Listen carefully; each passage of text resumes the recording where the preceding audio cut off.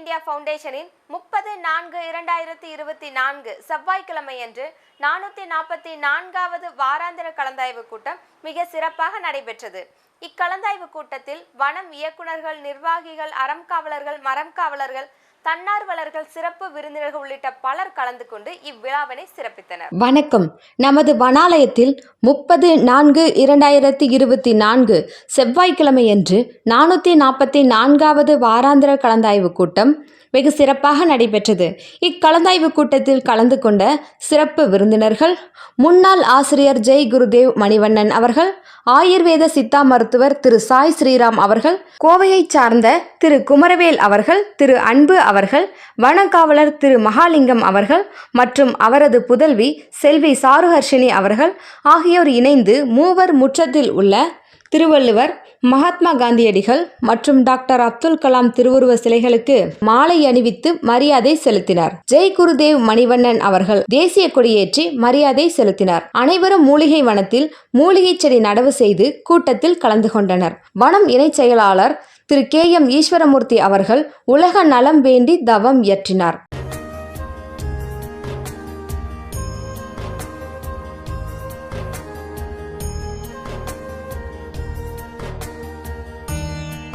வனம் இணைச் செயலாளர் திரு A நடராஜ் அவர்கள் வரவேற்புரை வழங்கினார். அனைவருக்கும் காலை பசுமை வணக்கங்கள். இந்த 444வது வாராந்திர வான்மலை பிரார்த்தனை கூட்டத்திற்கு மரங்காவலர்கள், ஊழியர்கள் அனைவரையும் வருக வருக என்று வரவேற்பதில் பெருமகிழ்ச்சி அடைகிறேன். நன்றி, வணக்கம். சிறப்பு விருந்தினர்கள், வனம் நிர்வாகிகள், அறங்காவலர்கள், இயக்குநர்கள், தன்னார்வலர்கள் கலந்து கொண்டு பசுமை சார்ந்த கருத்துக்களையும் அனுபவங்களையும் பகிர்ந்து கொண்டனர். ஒரு முழுமையான மாற்றத்துக்கு உங்களுடைய பணி ஒரு அடித்தளமிட்டு இருக்குதுன்னு சொல்லலாங்க.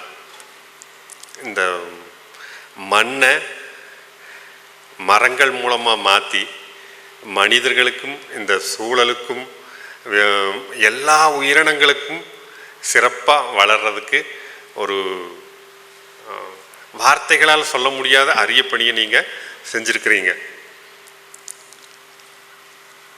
இந்த இயற்கை பார்த்தீங்கன்னா கவனிச்சுட்டு இருக்கும். நாம் நினச்சிட்டு இருக்கிறோம் இயற்கைங்கிறது ஒரு சாதாரண ஒரு திடப்பொருளாகவோ அல்லது ஒரு அகிரணையை நினச்சிட்டு இருக்கிறோம். அந்த இயற்கை பார்த்தீங்கன்னா அதை மேம்படுத்துகிறவங்களுக்கு அது வாரி வாரி கொடுத்துட்டே இருக்குங்க.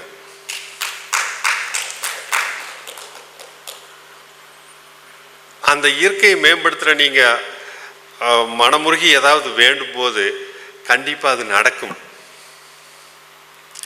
மழை வேண்டி நீங்கள் நினச்சிங்கன்னா கண்டிப்பாக மழை வரும்.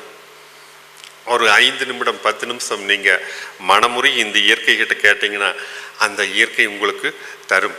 அந்த இயற்கைக்காக பாடுபட்டவங்க என்ன கேட்டாலும் இயற்கை தர தயாராக இருக்குது. நன்றி உணர்வுன்னு சொல்லுவாங்க. நம்ம ஆன்மீகத்தில் இந்த தொண்டை பகுதியை இது பண்ணி சொல்லுவாங்க.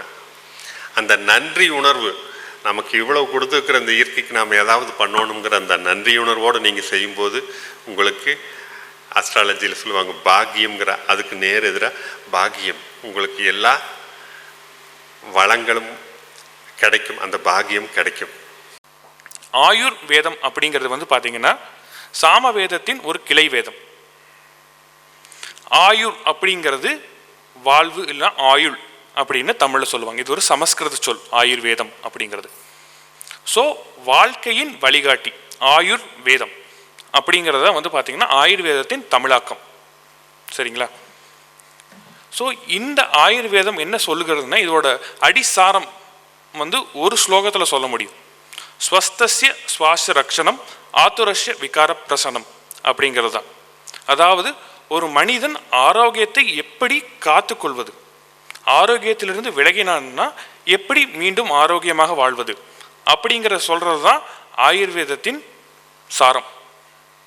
இதை ஒரு மருந்துகளாலும் உணவு பழக்கங்களாலும் அது மட்டும் இல்லாமல் தன்னுடைய தினசரி வாழ்க்கை முறைகளும் எப்படி மனிதன் தன்னுடைய ஆரோக்கியத்தை கட்டி காத்து கொள்கிறான் அப்படிங்கிறது தான் ஆயுர்வேதத்தில் கூறப்படுகிறது.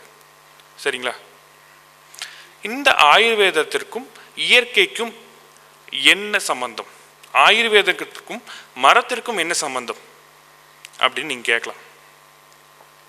என்னென்னா ஆயுர்வேதம் வந்து பார்த்திங்கன்னா மனிதன் ஒவ்வொரு காலத்திற்கு ஏற்ற மாதிரி தன்னுடைய பழக்க வழக்கங்களை மாற்றிக்கொள்ளணும் அப்படின்னு சொல்லுது. நம்ம அதுதான் பண்ணிகிட்டு இருக்கோம் தெரிஞ்சும் தெரியாமலும். இப்போ குளிர்காலம்னா நம்ம வந்து பார்த்திங்கன்னா காதுக்கு மஃப்ளர் போட்டுக்கிறோம், ஸ்வெட்டர் போட்டுக்கிறோம். வெயில் காலம்னா வந்து பார்த்திங்கன்னா எண்ணெய் தேய்ச்சி குளிக்கிறது நம்ம காலத்தில் பண்டைய காலத்துலேருந்தே பண்ணிகிட்ருக்கோம். நம்ம ஊர்லலாம் வாரத்துக்கு ஒரு தடவை எண்ணெய் தேய்ச்சி குளிக்கிறது ஆகட்டும், அதுக்கப்புறமா தண்ணியில் வந்து இப்போ நீங்கள் போட்டு கொடுத்துருக்க அந்த சீரக தண்ணி ஆகட்டும், நம்ம ஊர்லலாம் நன்னாரி சர்பத்தெல்லாம் போட்டு கொடுப்பாங்க. இந்த மாதிரி நம்ம காலத்துக்கும் சூழலுக்கும் ஏற்ற மாதிரி நம்மளுடைய உணவு பழக்க வழக்கங்களையும் மாற்றிக்கிட்டு இருக்கோம். மரங்களும் அதே தான் பண்ணிக்கிட்டு இருக்கு. ஒவ்வொரு சீசனுக்கு ஏற்ற மாதிரியும் இலைகளை உதிர்த்து புது புது இலைகளை பூக்க வச்சு, பூக்கள் வருவதற்கு ஒரு காலம், பூக்களிலிருந்து பழங்கள் வருவதற்கு ஒரு காலம்னு மரங்களும் அதே தான் பண்ணிக்கிட்டு இருக்கு. அப்புறமா எந்த காலத்திற்கு என்ன மாதிரி பழங்கள் வருங்கிறதும் நம்ம பார்த்துருக்கோம். இந்த மாதிரியான வெயில் காலத்தில் வந்து பார்த்திங்கன்னா மாம்பழம் அதிகமாக வரும், தர்பூசணி அதிகமாக வரும். அதுக்கப்புறமா குளிர்காலத்தில் வந்து பார்த்திங்கன்னா வர பழங்கள் எல்லாமே கொஞ்சம் காரத்தன்மை கொண்டதாக இருக்கும். நம்ம உடம்புக்கு அதுதான் தேவை. இயற்கையே நமக்கு வந்து பார்த்திங்கன்னா இந்த காலத்தில் நீ இந்த மாதிரி தான் சாப்பிடணும், இந்த மாதிரி தான் கொண்டு வரணும் மரங்களின் மூலமாக நமக்கு பேசி கொண்டிருக்கிறது. அதை முழுமையாக அறிந்து கொண்டும் தெரிந்து கொண்டும் நாம் வாழும்போது நமக்கு ஆரோக்கியம் மட்டும்தான் இருக்கும். இப்போ வந்து வனம் போன்ற இயக்கங்கள் மூலியமா எங்களோட இளைய தலைமுறைகள் பள்ளி மற்றும் கல்லூரி மாணவர்களுக்கு வந்து பசுமை மற்றும் மரம் வளர்க்குறதோடைய முக்கியத்துவம் இது பற்றி வந்து நாங்கள் தெரிஞ்சுக்கிறோம். அதுங்காட்டி ரொம்ப நன்றி. இதே போல் வந்து நம்ம இப்போது கல்வி கற்கணும் அப்படின்னா வந்து நம்ம படிப்பறிவு வேணும் அப்படின்னா நம்ம வந்து ஸ்கூலுக்கு காலேஜுக்கு போய் கற்றுக்குறோம். அதே போல் வந்து இந்த மாதிரி ஒழுக்கங்கள், அதுக்கப்புறம் மரம் வளர்ப்பு, பசுமையோட முக்கியத்துவத்தை வந்து நம்ம தெரிஞ்சுக்கணும் அப்படின்னா நமக்கு அந்த பட்டறிவெல்லாம் தரது வந்து இது போன்ற கல்வி, இதை வந்து ஒரு கல்விச்சாலையாக கூட நம்ம தெரிஞ்சுக்கலாம். மாணவர்கள் எல்லாரும் வந்து இதுக்கு ஒரு முக்கியத்துவம் கொடுத்து நம்ம இதில் பங்கேற்கணுங்கிறது என்னோட வேண்டுகோள். எனக்கு வந்து 50 வயசு ஆகுதுங்க. 30/5/1975 50 மரக்கன்று, ஏன்னா நான் வாடகை குடியிருக்க அந்த ஊட்ட சுற்றி வைக்கணுங்கிறது என்னுடைய நோக்கமுங்க. பிறந்த ஊர்லேயும் 50 மரக்கன்று வைக்கிறேனுங்க. அதே வந்து ப்ளஸ்ஸாக 100 மரக்கன்று கொண்டு போய் வச்சாத்தேனுங்க 50 உசுறு கிடைக்கும். அடுத்த ஜூனுங்கிற போது உங்களுக்கு நம்மளுக்கு நிழல் கொடுக்குற அளவுக்கு வந்துருங்க. அது நல்லா இப்போவே வந்து 35 ரூபாய்க்கு விற்கக்கூடிய நம்ம ஆலோசருக்கு வளர்ந்த மரக்கன்றுகளை வாங்கி போய் வச்சோம்னா குயிக்காக வந்துருமுங்க. குறைந்தபட்சம் சாலை விரிவாக்கத்துக்கு வெட்டுற மரம் வந்து ஒரு வகையில் பார்த்தோம்னா வெட்டக்கூடாதுங்கிறது ஒரு எண்ணம் இருக்குது. இருந்தாலும் மற்ற தொழில் வளர்ச்சி, நாட்டோட வளர்ச்சி எல்லாத்துக்கும் சாலை விரிவாக்கமும் தேவைப்படுது. நம்ம அரசாங்கம் என்ன பண்ண வேண்டியது இருக்குன்னா, சாலை விரிவாக்கத்துக்கு முன்னாடியே பிளான் பண்ணி 2 பக்கமும் இடம் எடுக்கையிலேயும் வந்து மரம் வைக்கிறதுக்கும் சேர்த்து இடம் எடுத்து மரத்தை வச்ச பிறகு சாலை பணி அமைக்கிறதுக்கு சொன்னாங்கன்னா ரொம்ப நல்லாயிருக்கும். பவர் லைன் போகிறக்கும் மரத்தை வந்து ஏகப்பட்டது வெட்டி அப்படியே நிறைய வெட்டிடுறாங்க. இது பக்கத்து மாநிலத்தில் கேரளாவில் வெட்டுறதில்லை. காரணம் வந்து அவங்க வந்து அந்த ஓஸு, எலாஸ்டிக் ஓஸுகளை போட்டுறாங்க. அந்த மாதிரி போடாமல் இங்கே வந்து நிறையா மரம் வந்து இப்போ 2 சைடும் இப்போ ரோட்டில் தான் லைன் போகுது. அதுக்காக வந்து இந்த வேலையை செய்யாமல் அதை மரம் வெட்டுறது தான் முன்னெடுக்கிறாங்க. அதனால் ஒவ்வொரு ஏரியாவிலையுமே அவங்கவுங்க முடிஞ்ச வரைக்கும் அதில் வந்து மரத்தை வெட்டாமல் அந்த கம்பிகளில் வந்து எலாஸ்டிக்கு இதை போட்டு, இன்றைக்கெல்லாம் எவ்வளவோ கெட்டியான எலாஸ்டிக்கெலாம் வந்திருக்கு, அதை போட்டு அது வெட்ட வேண்டிய அவசியம் வராது. சுவிட்சர்லாண்டில் வந்து ஒரு மிக உலகத்தையே திரும்பி பார்க்கக்கூடிய ஒரு நிகழ்வு நடந்துச்சுங்க ஒரு மாதத்துக்கு முன்னாடிங்க. அதில் சுவிட்சர்லாண்டில் இருக்கிற ஒரு 2000க்கும் மேற்பட்ட சூப்பர் உமன் ஒரு வயதில் மிக பெரியவர்கள் 70 வயது கடந்தவர்கள் வந்து யூரோப்பியன் யூனியன் ஹியூமன் ரைட்ஸ் கோர்ட்டில் ஒரு கேஸ் போடுறாங்க. அவங்க கவர்மெண்ட் அகெயின்ஸ்டாங்க. அதாவது சுவிட்சர்லாண்ட் கவர்மெண்ட் வந்து நிறையா ஆயில் ரிஃபைனரிஸ்க்கு வந்து ஃபண்ட் பண்ணுறாங்க அப்படின்னு சொல்லிங்க. கிட்டத்தட்ட 2016 ஆரம்பித்த கேஸ் போன மாதம் வந்து தீர்ப்பாகுதுங்க.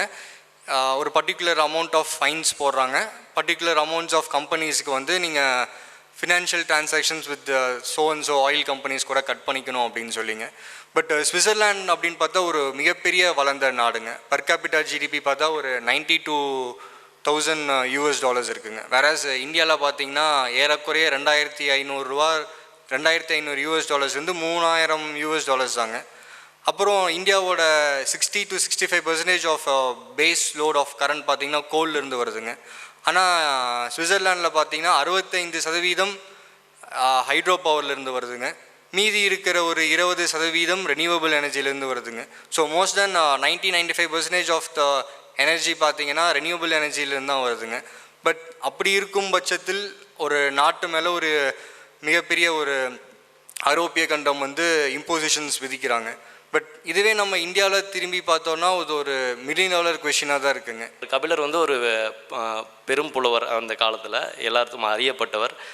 அப்போ இந்த இளைஞர் வந்து அந்த கபிலர்கிட்ட வந்து நீங்கள் மரத்தை பற்றி ஒரு கேள்வி கேட்பார். அதில் வந்து மரத்தோட கொம்புகள் பற்றி உங்களுக்கு தெரியுமா அப்படின்னு கேட்பார். கபிலருக்கு மரத்தோட கொம்பா என்னது இது அப்படி நம்ம கேள்விப்படாத இந்த இருக்கே, மரத்தோட கொம்பு எது அப்படின்னு கேட்பார். அப்போ மரத்தோட கிளையா இல்லை அந்த இலையா இல்லை நுனியா அதை தான் சொல்கிறீங்களான்னு கேட்பார். இல்லை அப்படிம்பார்.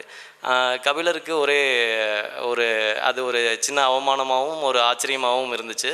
என்னடா இந்த சின்ன இளைஞன் நம்ம இவ்வளோ பெரிய கவிஞர் நமக்கு தெரியாத ஒரு விஷயத்தை கேட்குறாருன்னு. அப்போ அந்த இளைஞர் சொல்லுவார், மரத்தினுடைய வேர்கள் தான் மரத்தோட கொம்பு, அந்த வேர்களை வச்சு தான் அந்த மரம் வளருது, அந்த நீரை நோக்கி அந்த வேர் பாய்ந்து அது முதல்ல அதுக்கான ஆதாரத்தை தேடி அதற்கப்புறம்தான் அது மண்ணுக்கு மேலே வெளியே அதோட முழுமையான ஒரு உருவகம் வருது.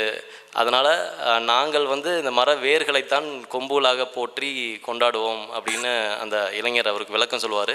அதை கேட்டவுடனே கபிலருக்கு ஒரு பெரிய ஆச்சரியம். என்னென்னா, இந்த ஊரில் ஒரு சாதாரண ஒரு இளைஞனே வந்து இயற்கை மீது இவ்வளோ ஒரு புரிதலோடவும் பற்றுதலோடவும் இருக்கான் அப்படிங்கிறது அவருக்கு ஒரு பெரிய ஆச்சரியமாக இருக்கும். மழை காலத்தில் போன செப்டம்பரில் நடந்தது. மழை காலத்தில் வந்து நான் 50 குழி எடுத்து அந்த இடத்துல ஒரு மரங்களை பூரா வச்சு இப்போ ஒரு 45 மரம் வந்து ஒரு 2 அடி உயரத்துக்கு வளர்த்திருக்கிறேன் நான். இந்த முயற்சியை வந்து ஒவ்வொரு சைட்டில் எல்லாரும் வந்து வீட்டுக்கு பக்கத்தில் நிறைய சைட்டு கிடக்குதுங்க. எல்லாருக்கும் ஆர்வம் இருக்குது மரம் வளர்த்தணும்னு. ஆனால் அவங்களுடைய மரம் வளர்த்துற ஆர்வத்தை இப்படி யாராச்சும் ஒருத்தர் வந்து செஞ்சீங்கன்னா ரொம்ப சந்தோஷமாக இருக்குன்னு நான் நினைக்கிறேன். வனம் பொருளாளர் திரு ஆர் விஸ்வநாதன் அவர்கள் நன்றியுரை வழங்கினார். இன்றைய அன்னப்பாளிப்பு வழங்கிய நிதி இயக்குனர் திரு PMR சுந்தரமூர்த்தி அவர்களை வாழ்த்தி கூட்டம் நிறைவடைந்தது. இந்நிகழ்ச்சிக்கான ஏற்பாடுகளை வனம் ஊடகத்துறையினர் செய்திருந்தனர். கை மீடியா சேனலை சப்ஸ்கிரைப் செய்யுங்கள். அருகில் இருக்கும் பெல் பட்டனையும் கிளிக் செய்யுங்கள்.